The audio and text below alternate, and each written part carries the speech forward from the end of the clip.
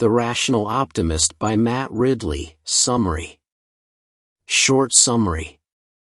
A breath of fresh air in a world of doomsday predictions, Matt Ridley makes the case that we should all be a little more optimistic. The Rational Optimist takes a look at the evidence facing most modern pessimism on climate, poverty, trade, innovation, and finds that much of what we think we know is false. Pessimism is warranted if nothing changes, but that is the core thesis of the book. Things always change. Key takeaways. Human intelligence is collective. It is rare that one person knows how to make something. The world is as good a place as it has ever been for the average human being, and it will continue to get better. On average, all other things being equal, more money does make you happier. But social and political liberation is far more effective at increasing happiness. The definition of a high standard of living, diverse consumption, simplified production. In other words, specialization. Self-sufficiency is poverty. Liberty and welfare march hand in hand with prosperity and trade. The point of agriculture, diverting labor of other species to provide services for human beings. Free trade causes prosperity, protectionism causes poverty. Property rights, making it easier to do business, and safety are all things government can do to help trade. But governments that are too strong tend to stifle innovation and business. Biofuel subsidies have had one of the largest negative environmental impacts of any initiative worldwide. Most technological change comes from attempts to improve existing technology, among practitioners, by trial and error.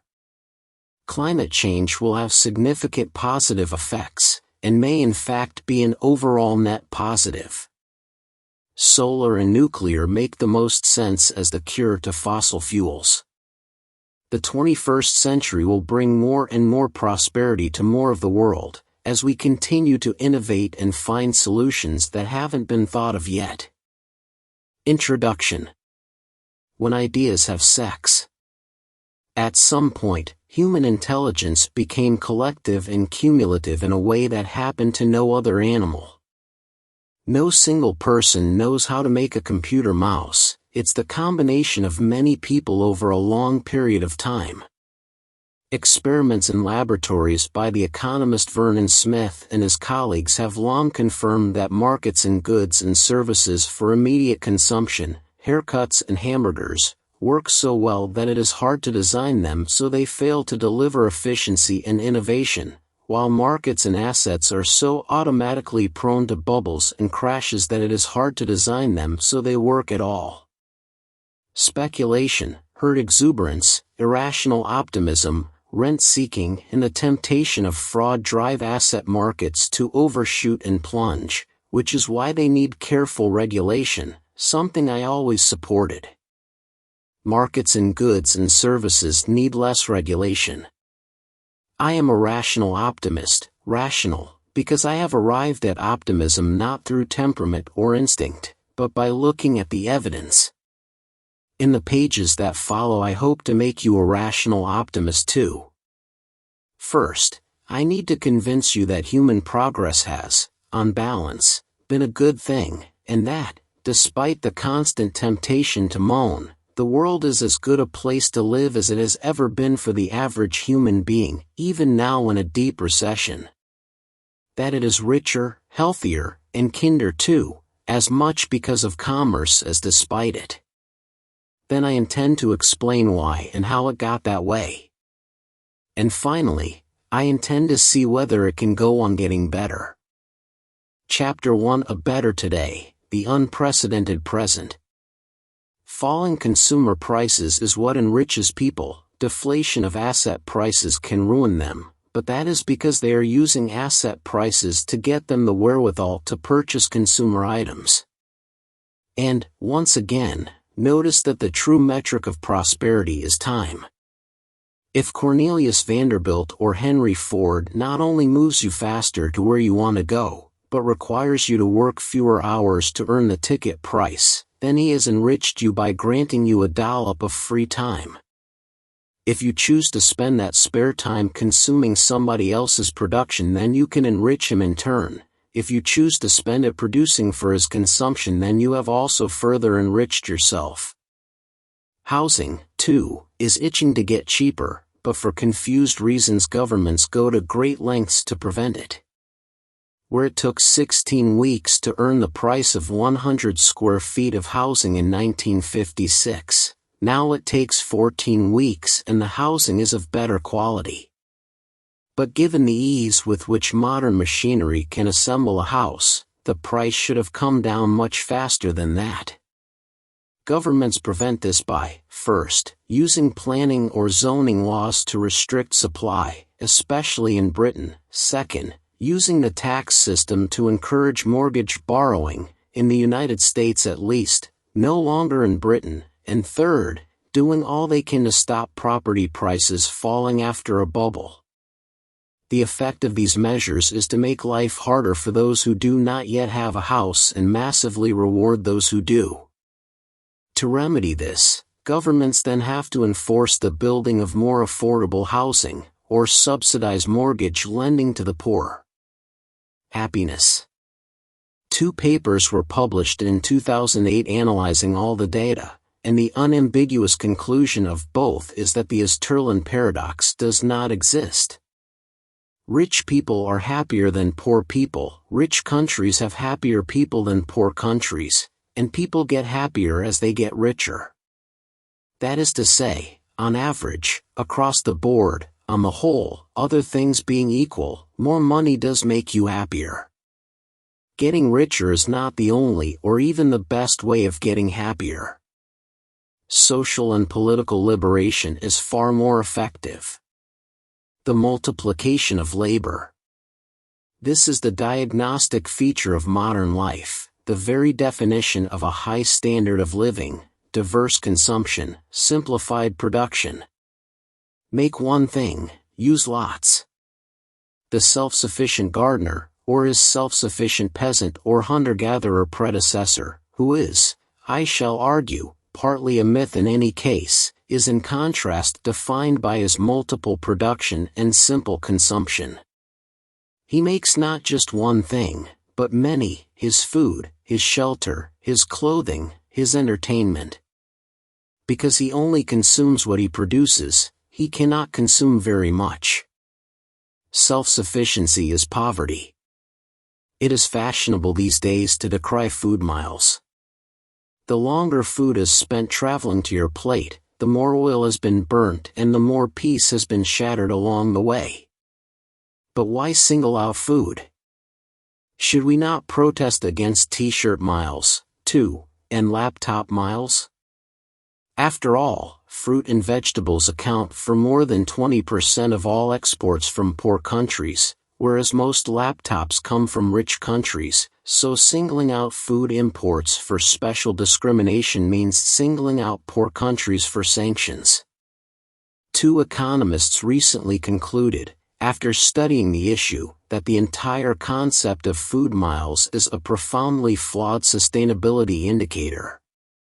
Getting food from the farmer to the shop causes just 4% of all its lifetime emissions.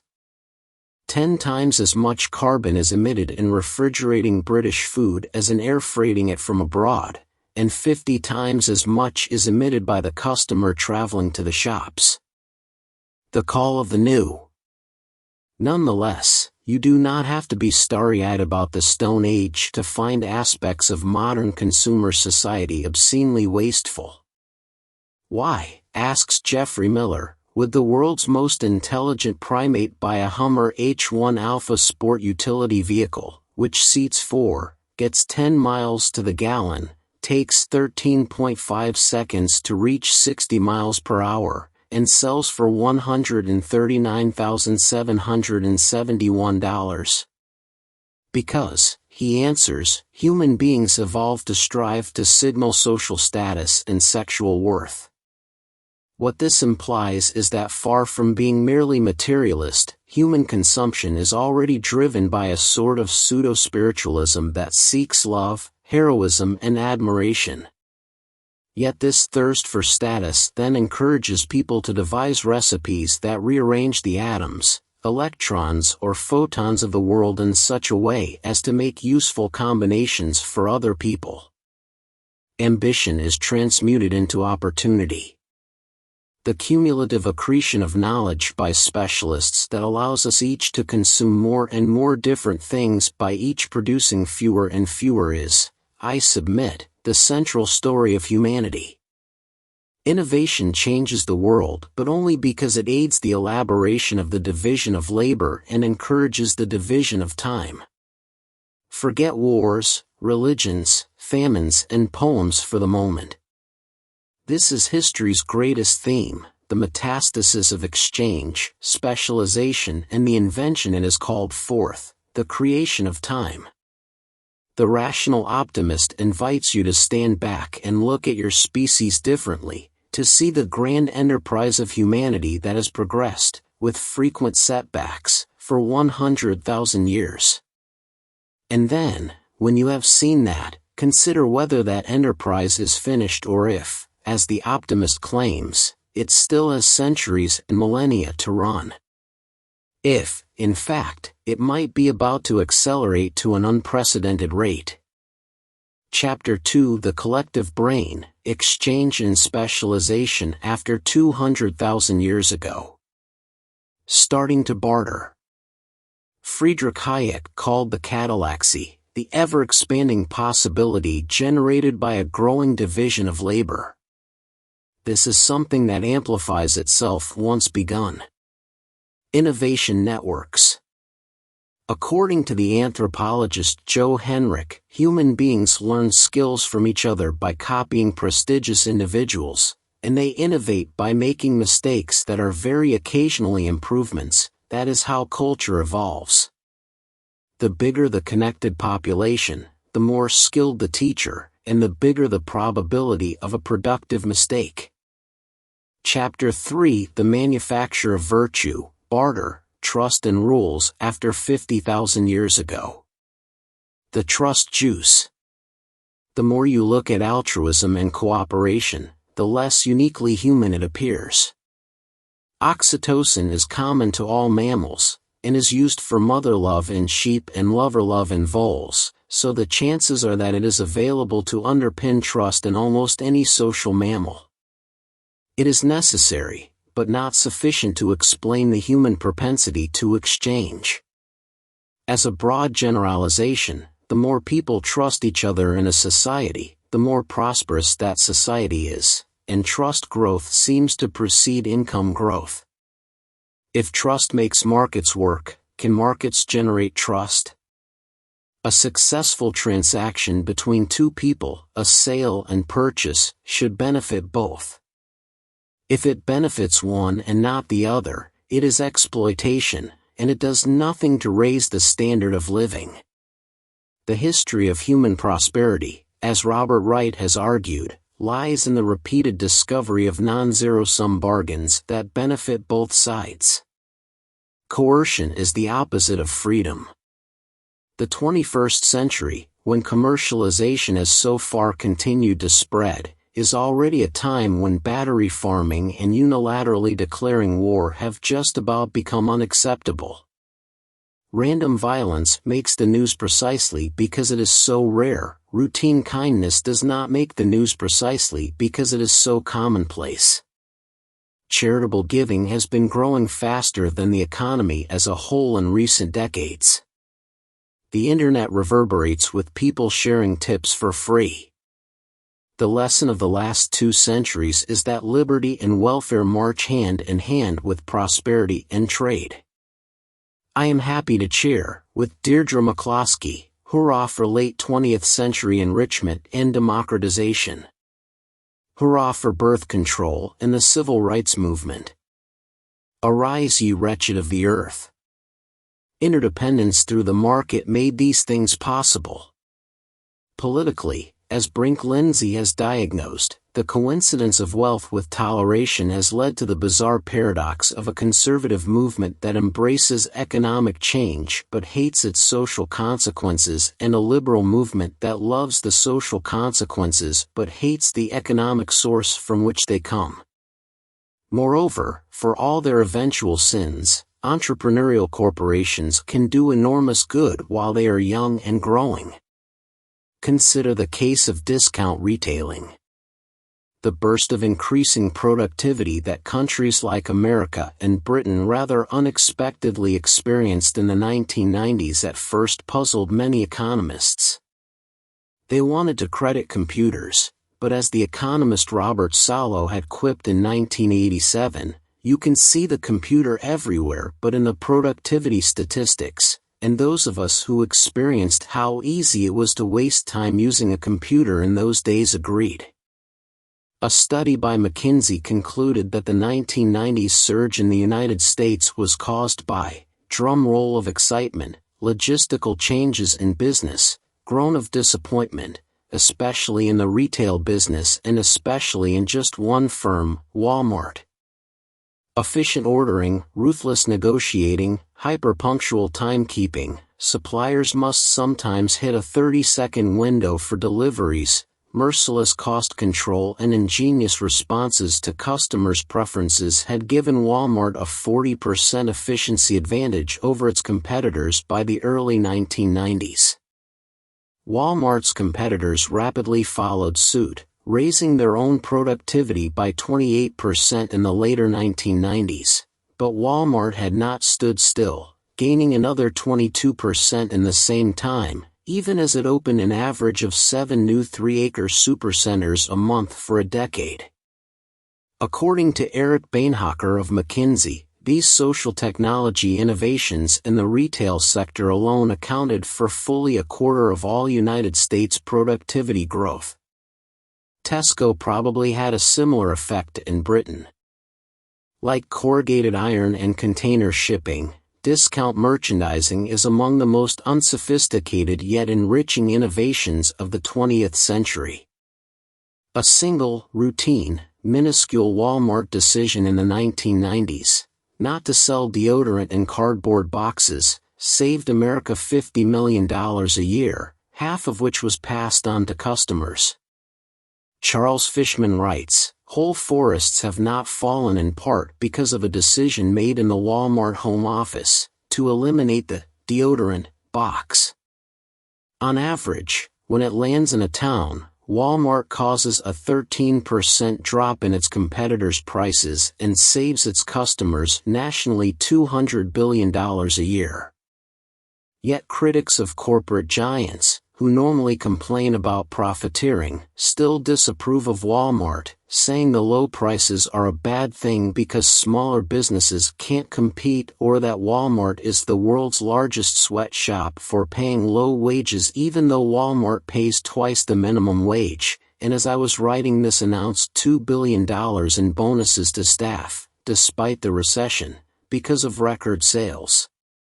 It is true that the growth of Walmart in the 1990s, just like the opening of a new Walmart in a certain town, created turmoil. Competitors went bust or were forced into humiliating mergers. Suppliers found themselves driven to new practices. Unions lost their leverage over retailing workforces. Cardboard box makers went to the wall. Consumers changed their habits. Innovation, whether in the form of new technology or new ways of organizing the world, can destroy as well as create. A Walmart store drives small general retailers out of business as surely as the computer drove the typewriter out of business. But against this must be balanced the enormous benefits that, especially the poorest, customers reap in terms of cheaper, more varied, and better goods. Commerce and creativity. Nike, born in 1972, grew into a huge company merely by contracting between factories in Asia and shops in America from a relatively small head office. Wikipedia has a paid staff of fewer than 30 and makes no profit. Whereas the typical firm was once a team of workers, hierarchically arranged and housed on a single site, increasingly it is a nebulous and ephemeral coming together of creative and marketing talent to transmit the efforts of contracting individuals towards the satisfying of consumer preferences. In that sense, capitalism is dying, and fast. The size of the average American company is down from 25 employees to 10 in just 25 years. The market economy is evolving a new form in which even to speak about the power of corporations is to miss the point. Tomorrow's largely self-employed workers, clocking on to work online in bursts for different clients when and where it suits them, will surely look back on the days of bosses and foremen, of meetings and appraisals, of timesheets and trade unions, with amusement. I repeat, firms are temporary aggregations of people to help them do their producing in such a way as to help others do their consuming. Chapter 4: The Feeding of the 9 Billion, Farming After 10,000 Years Ago. That is the point of agriculture. It diverts the labor of other species to providing services for human beings. Farming is the extension of specialization and exchange to include other species. In the conventional account, it was agriculture that made capital possible by generating stored surpluses, and stored surpluses could be used in trade. Agriculture was possible because of trade. Trade provided the incentive to specialize in farmed goods and to generate surplus food. Capital and metal. Almost by definition, the more wealthy somebody is, the more things he acquires from specialists. The characteristic signature of prosperity is increasing specialization. The characteristic signature of poverty is a return to self-sufficiency. The many ways of modifying genes. There is one respect in which the environmental critique of modern agriculture has force. In the pursuit of quantity, science may have sacrificed nutritional quality of food. Indeed, the 20th century drive to provide a growing population with an ever faster growing supply of calories has succeeded so magnificently that the diseases caused by too much bland food are rampant: obesity, heart disease, diabetes, and perhaps depression.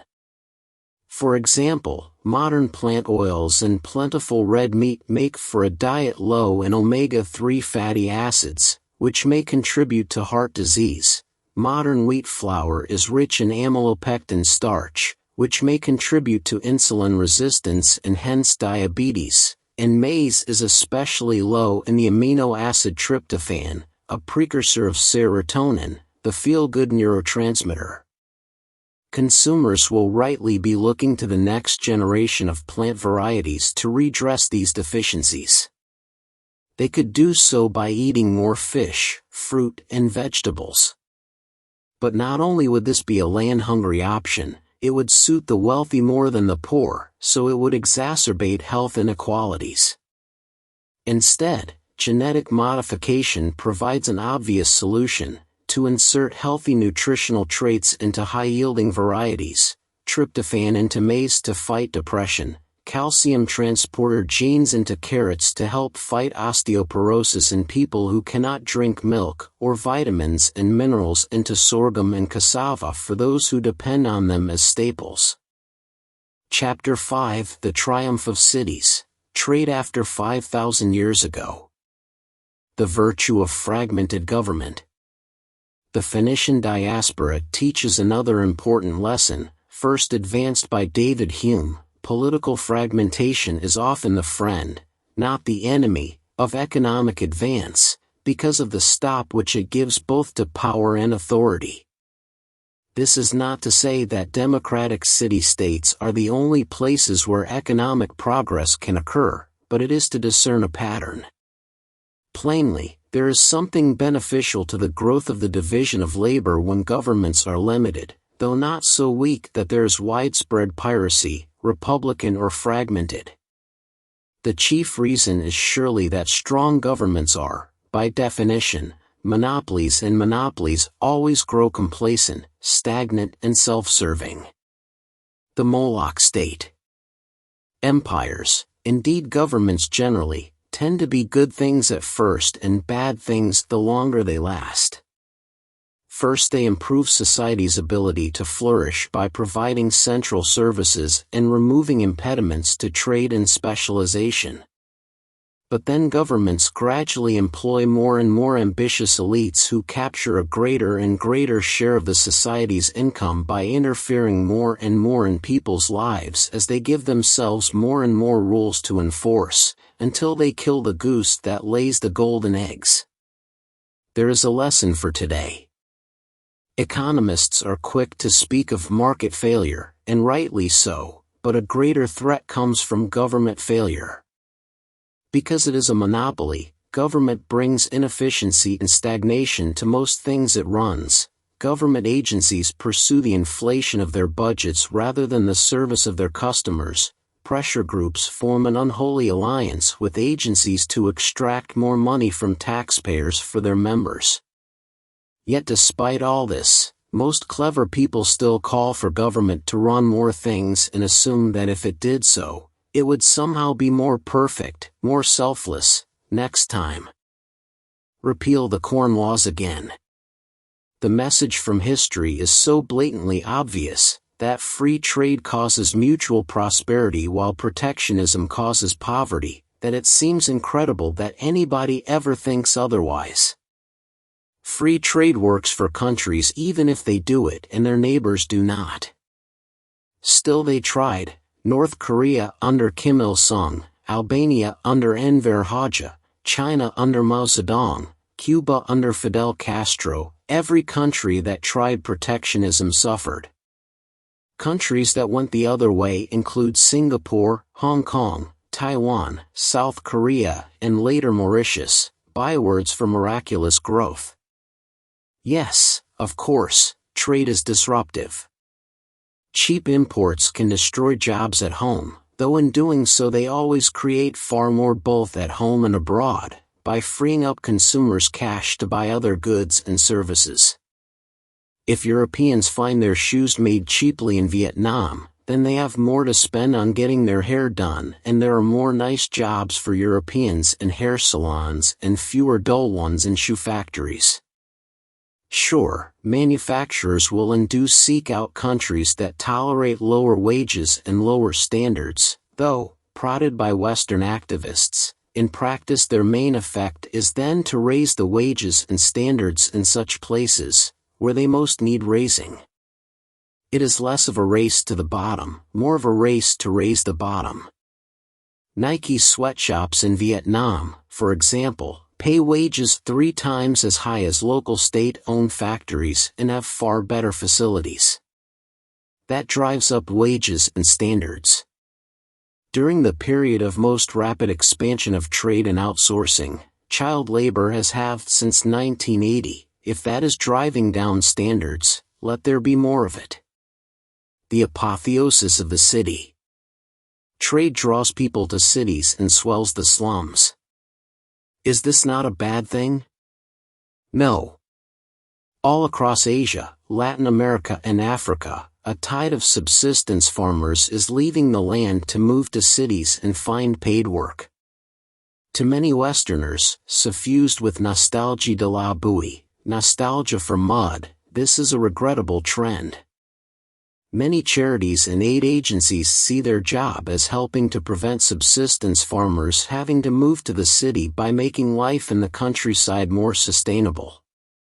Many of my contemporaries in the developed world, writes Stuart Brand, regard subsistence farming as soulful and organic, but it is a poverty trap and an environmental disaster. Surely a Nairobi slum or a Sao Paulo favela is a worse place to be than a tranquil rural village? Not for the people who move there. Given the chance, they eloquently express their preference for the relative freedom and opportunity of the city, however poor the living conditions. I am better off in all facets of life compared to my peers left behind in the village, says Deroy Kwesi Andrew, a teacher earning $4 a day in Accra. Rural self-sufficiency is a romantic mirage. Urban opportunity is what people want. In 2008, for the first time, more than half the people in the world lived in cities. That is not a bad thing. It is a measure of economic progress that more than half the population can leave subsistence and seek the possibilities of a life based on the collective brain instead. 2/3 of economic growth happens in cities. As far as the planet is concerned, this is good news because city dwellers take up less space, use less energy, and have less impact on natural ecosystems than country dwellers. As Edward Glaser put it, Thoreau was wrong. Living in the country is not the right way to care for the earth. The best thing that we can do for the planet is build more skyscrapers. Chapter 6: Escaping Malthus's Trap, Population After 1200. Increasing self-sufficiency is the very signature of a civilization under stress, the definition of a falling standard of living. What a happy conclusion. Human beings are a species that stops its own population expansions once the division of labor reaches the point at which individuals are all trading goods and services with each other, rather than trying to be self-sufficient. The more interdependent and well-off we all become, the more population will stabilize well within the resources of the planet. As Ron Bailey puts it, in complete contradiction of Garrett Hardin, there is no need to impose coercive population control measures. Economic freedom actually generates a benign invisible hand of population control.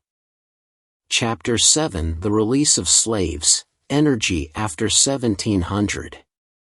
The world would follow suit, and by the late 20th century, 85% of all the energy used by humankind would come from fossil fuels. It was fossil fuels that eventually made slavery, along with animal power, and wood, wind and water, uneconomic.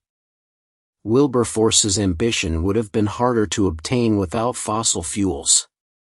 History supports this truth, writes the economist Don Boudreaux. Capitalism exterminated slavery.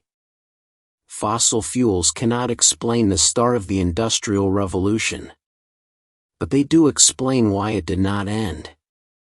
Once fossil fuels joined in, economic growth truly took off, and became almost infinitely capable of bursting through the Malthusian ceiling and raising living standards. Only then did growth become, in a word, sustainable. This leads to a shocking irony. I am about to argue that economic growth only became sustainable when it began to rely on non-renewable, non-green, non-clean power. Every economic boom in history, from Uruk onwards, had ended in bust because renewable sources of energy ran out: timber, cropland, pasture, labor, water, peat. All self-replenishing, but far too slowly, and easily exhausted by a swelling populace. Heat is work and work is heat. You can take this reductio ad absurdum two ways. You can regret the sinful profligacy of the modern world, which is the conventional reaction, or you can conclude that were it not for fossil fuels, 99% of people would have to live in slavery for the rest to have a decent standard of living, as indeed they did in Bronze Age empires. This is not to try to make you love coal and oil, but to drive home how much your Louis Quatorze standard of living is made possible by the invention of energy substitutes for slaves. Wind turbines require 5 to 10 times as much concrete and steel per watt as nuclear power plants, not to mention miles of paved roads and overhead cables. To label the land-devouring monsters of renewable energy green, virtuous or clean strikes me as bizarre. If you like wilderness, as I do, the last thing you want is to go back to the medieval habit of using the landscape surrounding us to make power. Just one wind farm at Altamont in California kills 24 golden eagles every year. If an oil firm did that, it would be in court. Hundreds of orangutans are killed a year because they get in the way of oil palm biofuel plantations. Let's stop sanctifying false and minor gods, says the energy expert Jesse Ozabel, and heretically chant renewables are not green. The mad world of biofuels. This is what makes the ethanol and biofuel boondoggle so enraging. Not even Jonathan Swift would dare to write a satire in which politicians argued that, in a world where species are vanishing and more than 1 billion people are barely able to afford to eat, it would somehow be good for the planet to clear rainforests to grow palm oil, or give up food crop land to grow biofuels, solely so that people could burn fuel derived from carbohydrate rather than hydrocarbons in their cars, thus driving up the price of food for the poor. Ludicrous is too weak a word for this heinous crime. In 2005, the world made roughly 10 billion tons of ethanol, 45% of it from Brazilian sugar cane and 45% from American maize.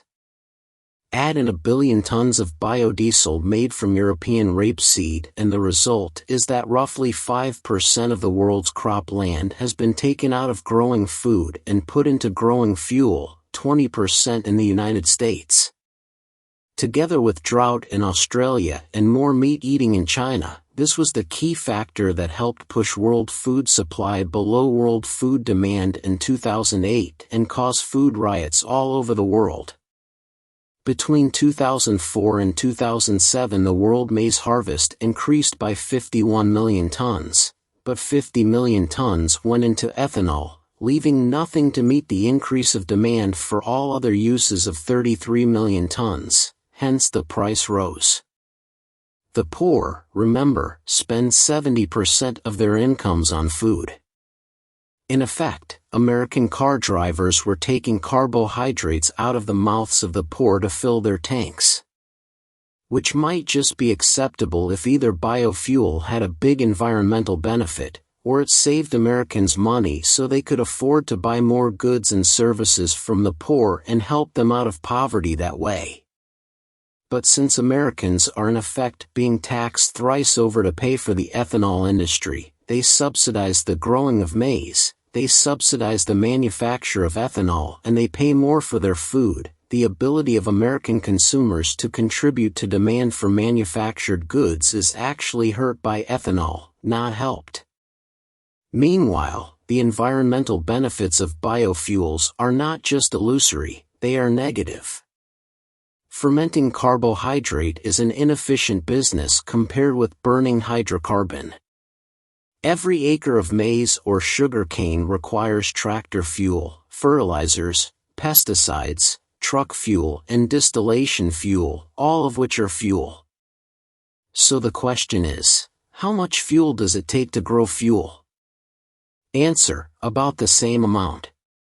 The U.S. Department of Agriculture estimated in 2002 that each unit of energy put into growing maize ethanol produces 1.34 units of output, but only by counting the energy of dried distillers' grain, a byproduct of the production process that can go into cattle feed. Without that, the gain was just 9%. Other studies, though, came to less positive conclusions, including one estimate that there was a 29% loss of energy in the process. Drilling for and refining oil, by contrast, gets you a 600% energy return or more on your energy used. Which sounds the better investment? If you want to reduce carbon dioxide in the atmosphere, replant a forest on former farmland. Moreover, it takes about 130 gallons of water to grow, and 5 gallons of water to distill a single gallon of maize ethanol, assuming that only 15% of the crop is irrigated. By contrast, it takes less than 3 gallons of water to extract, and 2 gallons to refine, a gallon of gasoline. But do not forget the single most important problem with biofuels, the one that makes them so capable of making environmental problems worse: they need land. A sustainable future for 9 billion people on one planet is going to come from using as little land as possible for each of people's needs. Efficiency and demand. Energy efficiency has been rising for a very long time, and so has energy consumption. This is known as the Jevons paradox after the Victorian economist Stanley Jevons, who put it thus: "It is wholly a confusion of ideas to suppose that the economical use of fuel is equivalent to a diminished consumption. The very contrary is the truth. As a rule, new modes of economy will lead to an increase of consumption." I am not saying fossil fuels are irreplaceable. I can easily envisage a world in 2050 in which fossil fuels have declined in importance relative to other forms of energy. I can envisage plug-in hybrid cars that use cheap off-peak, nuclear, electricity for their first 20 miles. I can imagine vast solar power farms exporting electricity from sunny deserts in Algeria or Arizona. I can imagine hot dry rock geothermal plants. Above all, I foresee pebble bed, passive safe, modular nuclear reactors everywhere. I can even imagine wind, tide, wave and biomass energy making small contributions, though these should be a last resort because they are so expensive and environmentally destructive. But this I know, we will need the watts from somewhere. They are our slaves. Thomas Edison deserves the last word. I am ashamed at the number of things around my house and shops that are done by animals, human beings, and ought to be done by a motor without any sense of fatigue or pain. Hereafter a motor must do all the chores. Chapter 8: The Invention of Invention, Increasing Returns After 1800. The concept of a steady final state, applied to a dynamic system like the economy, is as wrong as any philosophical abstraction can be. It is Pareto piffle. As the economist Eamon Butler puts it, the perfect market is not just an abstraction, it's plain daft. Whenever you see the word equilibrium in a textbook, blot it out. It is wrong because it assumes perfect competition, perfect knowledge and perfect rationality, none of which do or can exist. It is the planned economy, not the market, that requires perfect knowledge. The possibility of new knowledge makes the steady state impossible.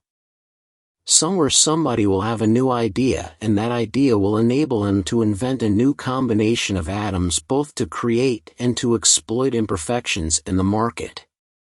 Driven by science? Likewise, of the four men who made the biggest advances in the steam engine, Thomas Newcomen, James Watt, Richard Trevithick and George Stephenson, three were utterly ignorant of scientific theories, and historians disagree about whether the fourth, Watt, derived any influence from theory at all. It was they who made possible the theories of the vacuum and the laws of thermodynamics, not vice versa. Later science did contribute to the gathering pace of invention, and the line between discovery and invention became increasingly blurred as the 19th century wore on.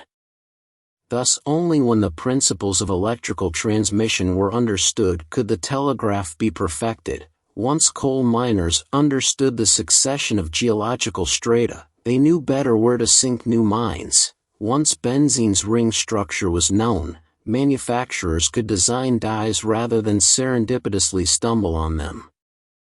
And so on.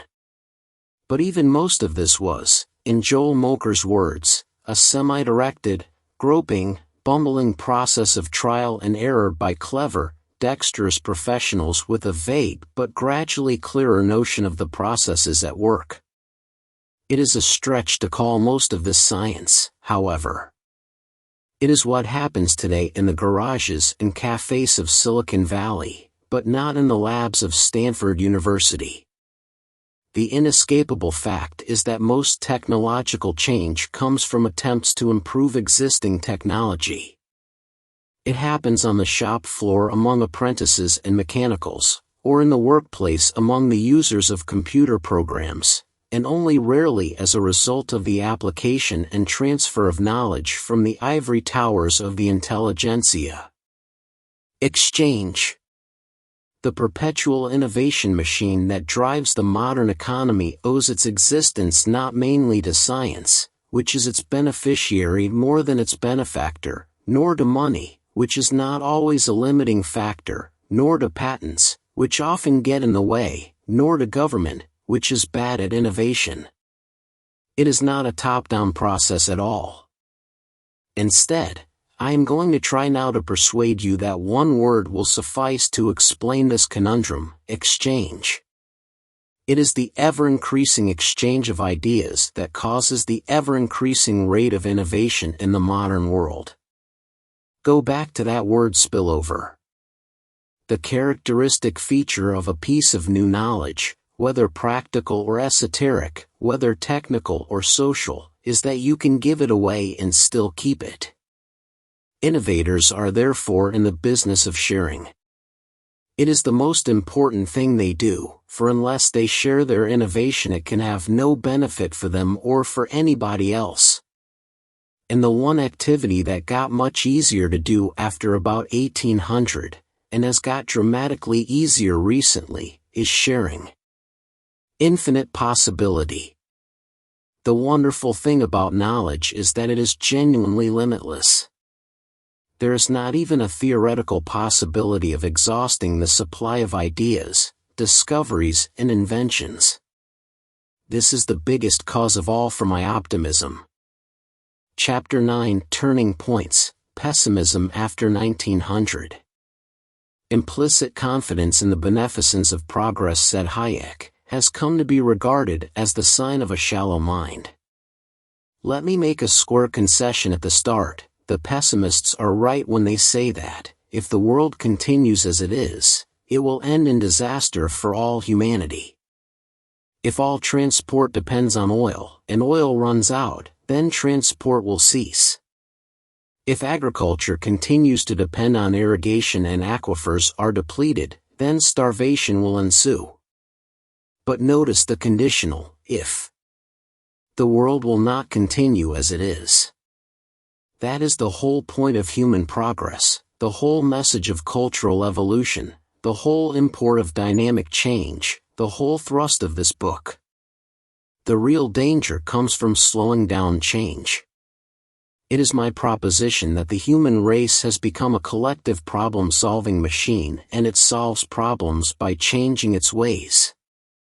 It does so through invention driven often by the market. Scarcity drives up price, that encourages the development of alternatives and of efficiencies.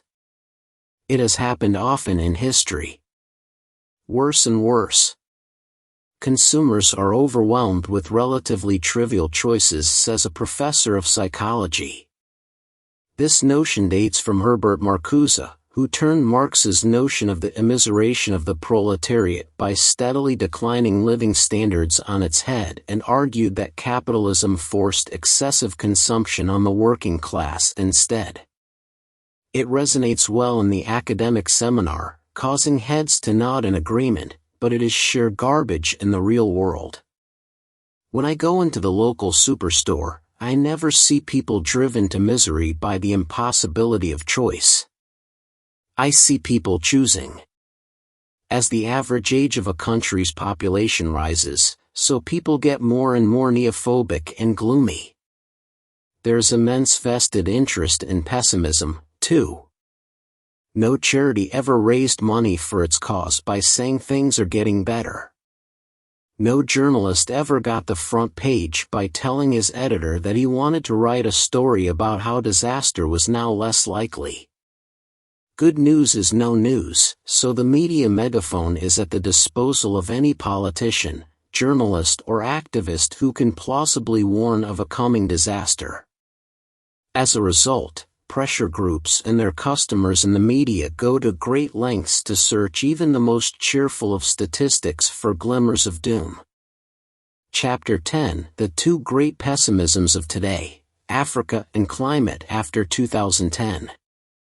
One American charity, Population Services International, came up with a better idea. It sold the nets for 50 cents to mothers attending antenatal clinics in Malawi and subsidized this price by selling the nets for $5 to richer urban Malawians. The poor mothers who bought these nets with half a day's wages made sure they were used properly. In 4 years, the proportion of children under 5 sleeping under such nets went up from 8% to 55%. To do more good and less harm, says Easterly, the aid business could be transformed into a more transparent marketplace where donations compete to fund projects and projects compete to attract donations. Fortunately, the internet makes this possible for the first time. GlobalGiving.com, for instance, allows projects to bid for donations from any donor. In forums like this, aid could be democratized, taken out of the hands of inefficient international bureaucrats and corrupt African officials, taken away from idealistic free market shock therapists, separated from arms deals, removed from big industrial projects, distanced from patronizing do-gooders and given person to person.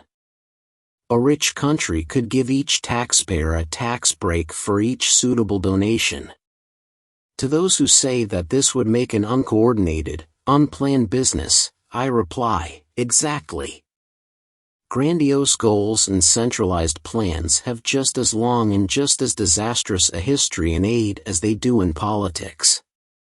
Nobody planned the Industrial Revolution, or China's economic surge. The planner's role was to get out of the way of bottom-up evolutionary solutions. Bound to fail? It is true that Botswana has a small and ethnically somewhat homogeneous population, unlike many other countries. But its biggest advantage is one that the rest of Africa could easily have shared: good institutions. In particular, Botswana turns out to have secure, enforceable property rights that are fairly widely distributed and fairly well respected. When Darren Asemoglu and his colleagues compared property rights with economic growth throughout the world, they found that the first explained an astonishing 3/4 of the variation in the second, and that Botswana was no outlier. The reason it had flourished was because its people owned property without fear of confiscation by chiefs or thieves to a much greater extent than in the rest of Africa. This is much the same explanation for why England had a good 18th century while China did not. The world is your oyster. In Cairo it would take 77 bureaucratic procedures involving 31 agencies and up to 14 years to acquire and register a plot of state-owned land on which to build a house. No wonder nearly 5 million Egyptians have decided to build illegal dwellings instead. Typically, a Cairo house owner will build up to 3 illegal stories on top of his house and rent them out to relatives. Incidentally, there is now overwhelming evidence that well-crafted property rights are also the key to wildlife and nature conservation. Whether considering fish off Iceland, kudu in Namibia, jaguars in Mexico, trees in Niger, bees in Bolivia or water in Colorado, the same lesson applies. Give local people the power to own, exploit and profit from natural resources in a sustainable way, and they will usually preserve and cherish those resources. Give them no share in a wildlife resource that is controlled, nay protected, by a distant government, and they will generally neglect, ruin and waste it. That is the real lesson of the tragedy of the commons. Property rights are not a silver bullet. In some countries, their formalization simply creates a rentier class. And China experienced an explosion of enterprise after 1978 without ever giving its people truly secure property rights. But it did allow people to start businesses with relatively little bureaucratic fuss, so another of De Soto's recommendations is to free up the rules governing business. Whereas it takes a handful of steps to set up a company in America or Europe, De Soto's assistants found that to do the same in Tanzania would take 379 days and cost $5,506.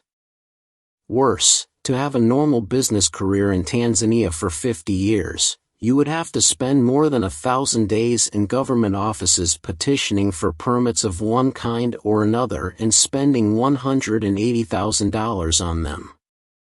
The key policies for Africa are to abolish Europe's and America's farm subsidies, quotas and import tariffs, formalize and simplify the laws that govern business, undermine tyrants, and above all encourage the growth of free trading cities.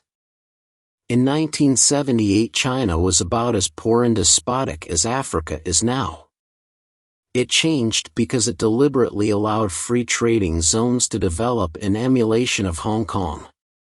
So, says the economist Paul Romer, why not repeat the formula? Use Western aid to create a new charter city in Africa on uninhabited land, free to trade with the rest of the world, and allow it to draw in people from the surrounding nations. Warmer and richer or cooler and poorer. As for fresh water, the evidence suggests, remarkably, that, other things being equal, warming will itself reduce the total population at risk from water shortage. Say again?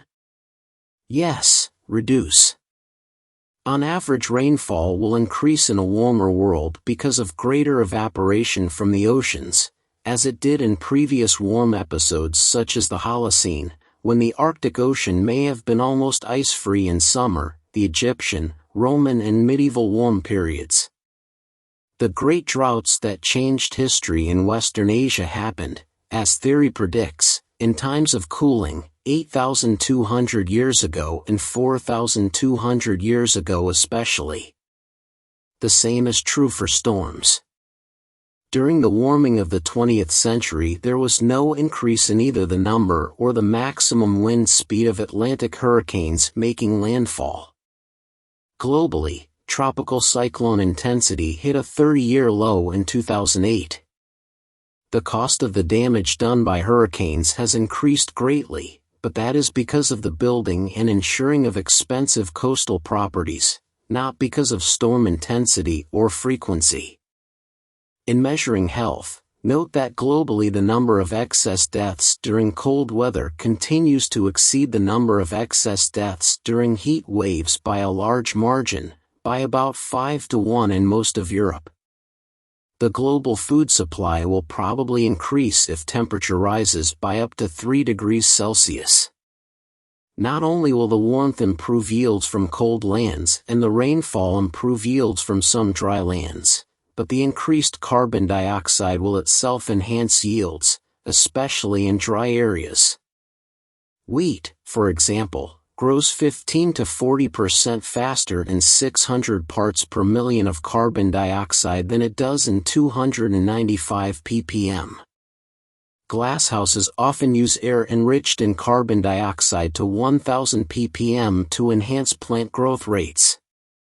The 4 horsemen of the human apocalypse, which cause the most premature and avoidable death in poor countries, are and will be for many years the same: hunger, dirty water, indoor smoke and malaria, which kill respectively about 7, 3, 3, and 2 people per minute. If you want to do your fellow human beings good, spend your effort on combating those so that people can prosper, ready to meet climate challenges as they arrive. Economists estimate that $1 spent on mitigating climate change brings 90 cents of benefits compared with $20 benefits per dollar spent on healthcare and $16 per dollar spent on hunger. Decarbonizing the economy. To get a toehold in the electricity market at all, wind power requires a regressive transfer from ordinary working people to rent-seeking rich landowners and businesses. As a rule of thumb, a wind turbine generates more value in subsidy than it does in electricity. Even in 6,000 turbine Denmark, not a single emission has been saved because intermittent wind requires fossil fuel backup. Denmark's wind power is exported to Sweden and Norway, which can turn their hydro plants back on quickly when the Danish wind drops. Meanwhile, a Spanish study confirms that wind power subsidies destroy jobs. For each worker who moves from conventional electricity generation to renewable electricity generation, 2 jobs at a similar rate of pay must be foregone elsewhere in the economy, otherwise the funds to pay for the excess costs of renewable generation cannot be provided. A big contribution will surely come from solar power, the least land-hungry of the renewables. Once solar panels can be mass-produced at $200 per square meter and with an efficiency of 12%, they could generate the equivalent of a barrel of oil for about $30. Then, instead of drilling for $40 oil, everybody will be rushing to cover their roofs, and large parts of Algeria and Arizona with cheap solar panels. Most of Arizona gets about 6 kilowatt-hours of sunlight per square meter per day, so, assuming 12% efficiency, it would take about 1/3 of Arizona to supply Americans with all their energy, a lot of land, but not unimaginable. Apart from cost, solar's big problem, like wind's, is its intermittent nature. It does not work at night, for instance. But the obvious way to go low carbon is nuclear. Nuclear power plants already produce more power from a smaller footprint, with fewer fatal accidents and less pollution than any other energy technology.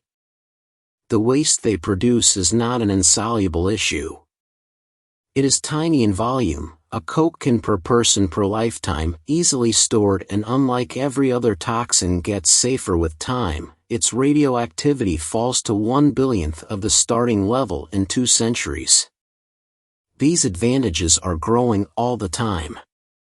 Better kinds of nuclear power will include small, disposable, limited-life nuclear batteries for powering individual towns for limited periods and fast breeder, pebble bed, inherent safe atomic reactors capable of extracting 99% of uranium's energy, instead of 1% as at present, and generating even smaller quantities of short-lived waste while doing so.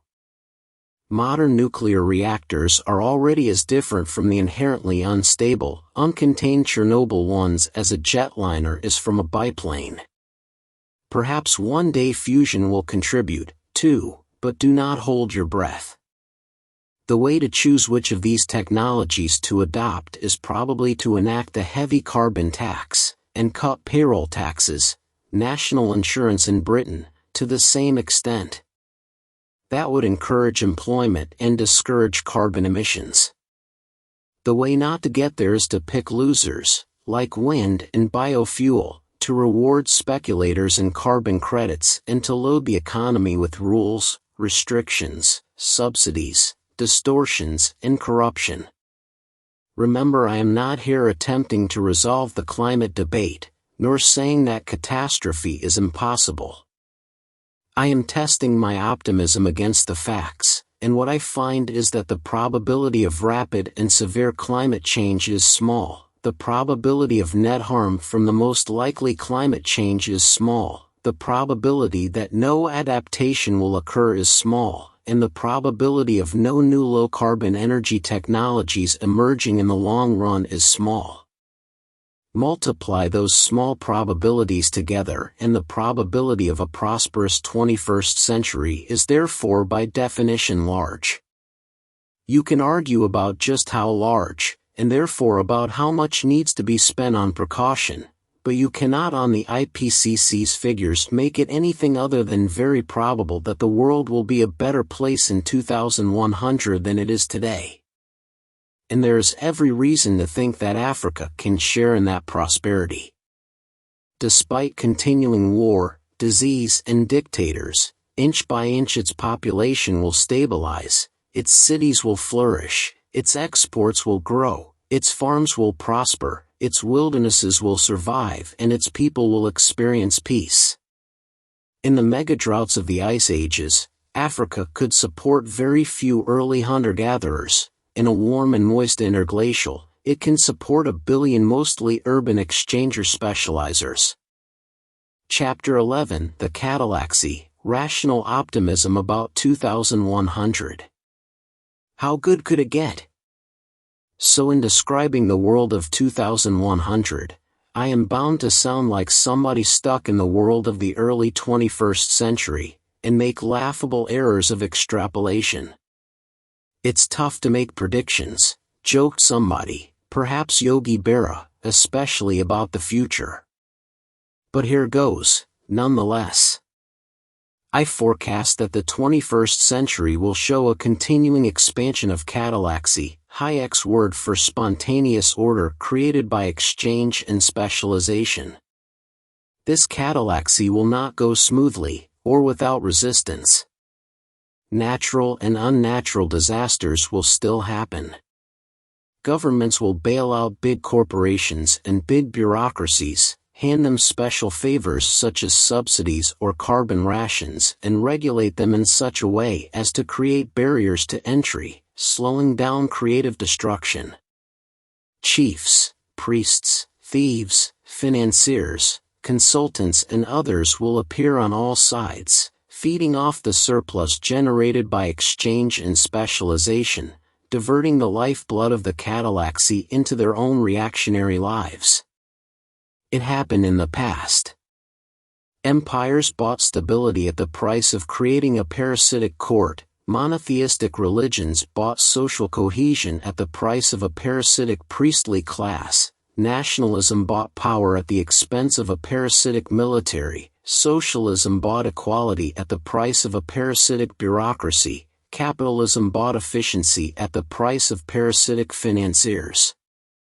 The online world will attract parasites too, from regulators and cybercriminals to hackers and plagiarists. Some of them may temporarily throttle their generous hosts. It is just possible that the predators and parasites will actually win altogether, or rather that ambitious ideological busybodies will succeed in shutting down the catallaxy and crashing the world back into pre-industrial poverty sometime during the coming century. There's even a new reason for such pessimism. The integrated nature of the world means that it may soon be possible to capture the entire world on behalf of a foolish idea, where before you could only capture a country, or perhaps if you were lucky an empire.